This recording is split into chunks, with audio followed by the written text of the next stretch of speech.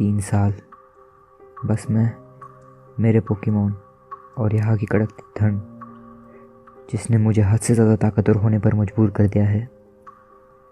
अपने अंदर के ऑरा को मैं 3 साल से दबा कर रखा हूँ। मैं डरता हूँ कहीं ये ऑरा मुझे मेरे ही पोकेमॉन को नुकसान पहुँचाने पर मजबूर ना कर दे। आखिर मैं हूँ कौन? तुम वो शख्स हो जिसने कांटों पर अपनी छाप छोड़ी है। मेरे पीछे से आवाज़ आई। मैंने पीछे मुड़कर देखा। मुझे दिखा एक बच्चा, उसकी आंखों में जिसे सोने सी चमक थी और मुझे हराने का जज्बा साफ झलक रहा था। वो बोलता गया, तुम वो हो जिसने कांटों के सारे पोकेमॉन को अपने काबू में किया है, यहाँ तक कि सबसे ताकतवर को भी। और तुम वो हो जिसने मुझे यहाँ आने पर मजबूर किया है।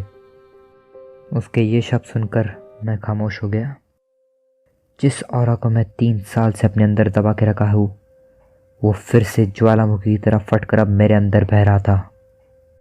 बस अब मैं और नहीं रुक सकता था। मैं ज़बरदस्त गर्मी को अपने अंदर महसूस कर सकता था। मैंने अपना पोकेबॉल उठाया और उसकी तरफ फेंका। बदले में उसने भी जवाबी हमला किया। बैटल के दौरान जैसे मेरे अंदर का ऑरा मुझसे बात कर रहा था। इस बच्चे ने तो ब्लू को भी सरपास कर दिया है। बैटल करते करते कब शाम हो गई पता ही नहीं चला। वो बच्चा अपनी पूरी जान लगा रहा था। बदकिस्मती से आखिरकार उसके पोकेमॉन के साथ वो भी गिर पड़ा। मैंने चार्जर को वापस बुलाया और मैं वहाँ से जाने लगा। तभी वो बच्चा बड़ी मुश्किल से उठा और मेरी तरफ देख के चिल्लाया, क्यों? मुझे पता है तुम्हारे साथ क्या हुआ है। दूसरों की गलती की सज़ा तुम अपने आप को क्यों दे रहे हो? मैंने उसकी बात नज़रअंदाज की और मैं आगे बढ़ता गया, लेकिन वो मेरे पीछे आते आते यही बात दोहरा रहा था। मैं आगे बढ़ता गया और अचानक से मैंने किसी जाने पहचाने से चेहरे को देखा। Professor Oak. इससे पहले कि मैं कुछ बोलता, वो मेरे पाँव में गिरकर रोने लगे। वो मुझसे लगातार माफ़ी मांग रहे थे। मैंने उन्हें संभाला और शांत किया और मैंने उन्हें उस बच्चे के हवाले कर दिया और मैं आगे बढ़ता गया। कुछ कदम चलते ही मुझे फिर से कोई जाने पहचाने से आवाज़ सुनाई दी। उस आवाज़ ने कहा, और कब तक तुम अपने आप से भागने वाले हो रेड? इस आवाज़ को मैं जानता हूँ, लेकिन मेरी पीछे मुड़कर देखने की हिम्मत नहीं हो रही थी। किसी तरह मैंने पीछे मुड़कर देखा। जिस बात का डर था वही हुआ। ब्लू, वो मेरे सामने खड़ा था। उसे जैसे ही देखा मेरी आंखों में आंसू भर गए और वो रुक नहीं रहे थे। उन आंसुओं में इतनी गर्मी थी कि उन्होंने नीचे तक की बर्फ को पिघला दिया था। ब्लू ने कहा, तुम वो बन रहे हो जो तुम कभी नहीं थे रेड। तुम्हें वापस आना चाहिए। मैं उससे नज़रें नहीं मिला पा रहा था, लेकिन उसके आखिरी शब्द ने मुझे घर आने पे मजबूर कर दिया। उसने कहा, मैंने तुम्हें माफ़ किया, अब वापस आओ, तुम्हारी मॉम तुम्हारा इंतज़ार कर रही है।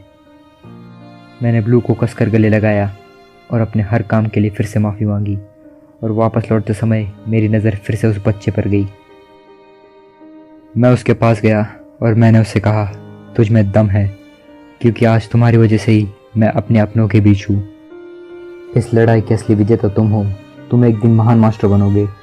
आज से मैं तुम्हें एक नया नाम देता हूँ, गोल्ड, एक ट्रेनर जिसका दिल सोने जैसा साफ है।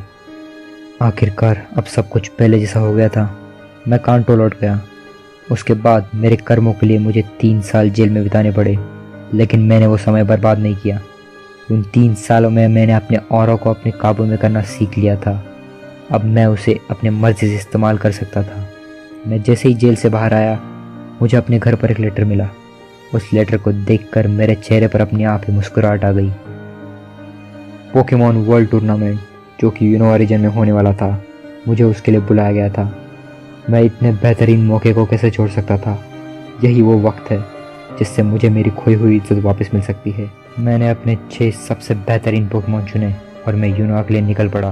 पिकाचू, स्नोरलैक्स, वीनसॉर, ब्लास्टोइस, चारिज़ार्ड और यहाँ तक कि मेरा सबसे ताकतवर पोकेमॉन।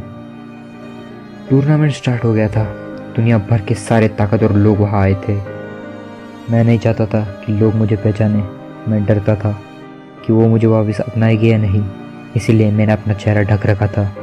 बस थोड़ी सी मेहनत से ही मैं फाइनल्स में पहुँच चुका था। बाकी ट्रेनर्स भी मैंने जितना सोचा था उतने ताकतवर नहीं थे, बस एक को छोड़कर, सिंथिया, जिसके साथ मेरा फाइनल था। सेमीफाइनल्स में सिंथिया ने यूनोवा के चैंपियन एल्डर को सिर्फ 3 पोकेमॉन से हरा दिया था।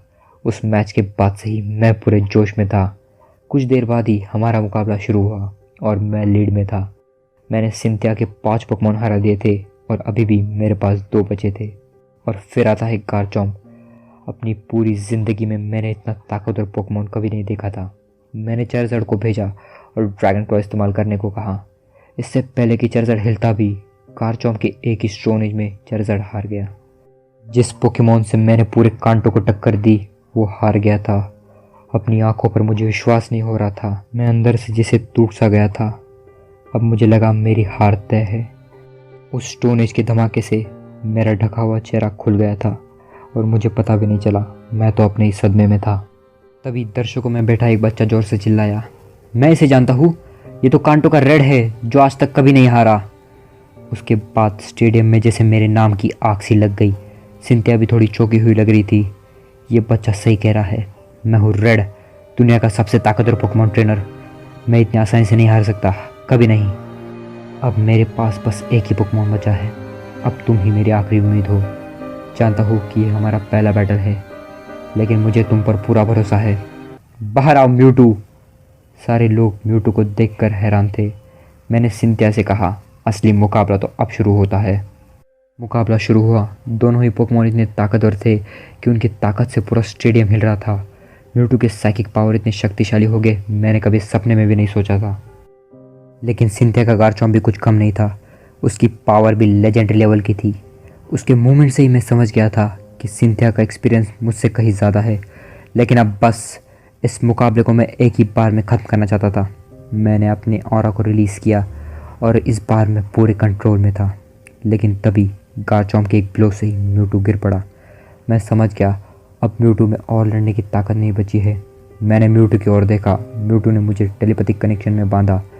मैंने उससे कहा, सुनो म्यूटू, इतनी दूर हम धूल चाटने नहीं आए हैं। तुम्हें बनाने का मकसद ही था कि दुनिया का सबसे ताकतवर पोकेमॉन बनाए। तुम ऐसे हार नहीं सकते, हम ऐसे हार नहीं सकते। तुम्हें उठना ही होगा, उठो। तभी अचानक म्यूटू चमकने लगा। समझ नहीं आ रहा था कि ये क्या हो रहा है। और अचानक म्यूटू इवॉल्व हो गया। लेकिन ऐसा कैसे हो सकता है? तभी सिंथिया ने कहा, इसे मेगा एवोल्यूशन कहते हैं। तो फिर मैंने पूछा कि तुम्हें कैसे पता? तो उसने जवाब दिया, क्योंकि तुम इस दुनिया में अकेले नहीं हो जो ये कर सकते हो। और पता नहीं कैसे, लेकिन किसी पत्थर के इस्तेमाल से उसने अपने गारचॉम्प को भी इवॉल्व कर दिया।